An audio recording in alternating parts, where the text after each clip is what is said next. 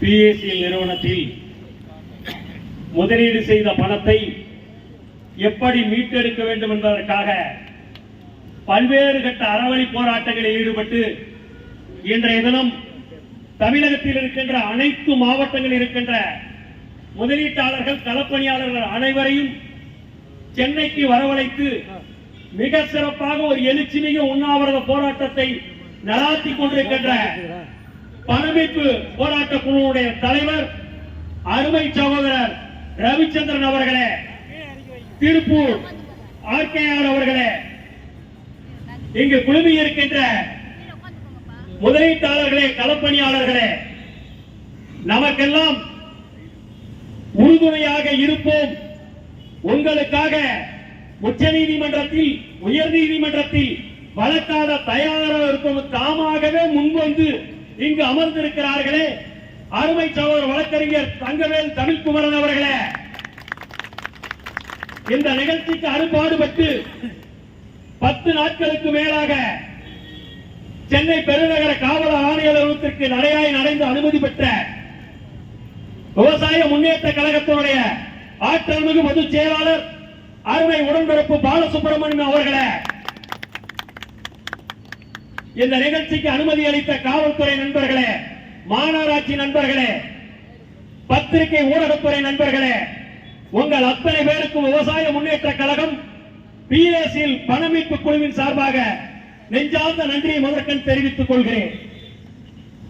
அன்பு சொந்தங்களே, பத்திரிகை ஊடகத்துறை நண்பர்களே, உங்களுக்கு குறிப்பாக ஒன்றை சொல்லிக் கொள்கிறேன். உங்கள் குடும்பத்தை சார்ந்த பெண்மணிகளும் இந்த நிறுவனத்தில் முதலீடு செய்துள்ளார்கள். காவல்துறையை சார்ந்தவர்களும் முதலீடு செய்துள்ளார்கள். எனவே அந்த போராட்டம் எங்களுக்கான போராட்டம் அல்ல, உங்களுக்கும் சேர்த்துத்தான் போராடுகிறோம். ஏறத்தாழ 1983ஆம் ஆண்டு நிர்மல் சிங் பாங் என்பவரால் ராஜஸ்தான் மாநிலத்தில் ஒரு பால் வியாபாரியால் தொடங்கப்பட்டதான் இந்த பிஎஸ்சிஎல் நிறுவனம். அதன் பிறகு டெல்லியை தலைமையிடமாக கொண்டு மிக சிறப்பாக நடைபெற்ற என்பதை அனைவரும் அறிவீர்கள். ஒரு இந்தியாவில் பார்த்தீங்கன்னா அரசு நிறுவனத்தோட போட்டி போட்டு அதான் அதுக்கு வந்த வம்பே.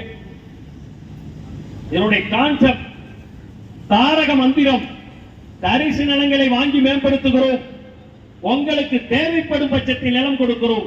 இல்லை என்று சொன்னால் எங்களுடைய நிதி நிறுவனத்தில் முதலீடு செய்தவர்களுக்கு முதலீட்டு தொகையின் வட்டியும் சேர்த்து உரிய காலத்தில் முதிர்வு தேதி வழங்கப்படும் என்று சொன்னார்கள். அதுபோல்தான் வழங்கி வந்தார்கள் என்பதை அனைவரும் அறிவீர்கள்.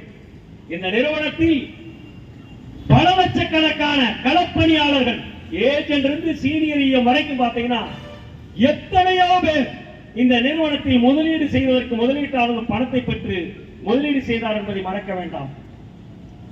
கெட்ட நேரம் செவி சொல்லுவாங்க, கிராமத்துல யாரு கண்ணு பட்டுதோ தெரியல, செவியினுடைய கண்ணு பட்டதா ஒரு கெட்ட நேரம். நன்கு செயல்பட்டுக் கொண்டிருந்த நிறுவனம், முறையாக முதிர்வு தேதி என்று பணத்தை திருப்பி தந்த நிறுவனம் 1999ஆம் ஆண்டு செபியால் ராஜஸ்தான் உயர் நீதிமன்றத்தில் இந்த பிஎஸ்சிஎல் நிறுவனம் பொதுமக்களிடம் முதலீடு திரட்டுவதற்கு தடை விதிக்க வேண்டும் என்று ஒரு வழக்கு போட்டார்கள். ஆனால் அன்றைய தினம் ராஜஸ்தான் உயர் நீதிமன்றத்தினுடைய நீதிபதி அவர்கள் அனைத்து ஆவணங்களையும் பரிசீலித்து சான்றாவணங்களையும் மிக தெளிவான ஒரு வரலாற்று சிறப்புமிக்க தீர்ப்பை வழங்கினார்.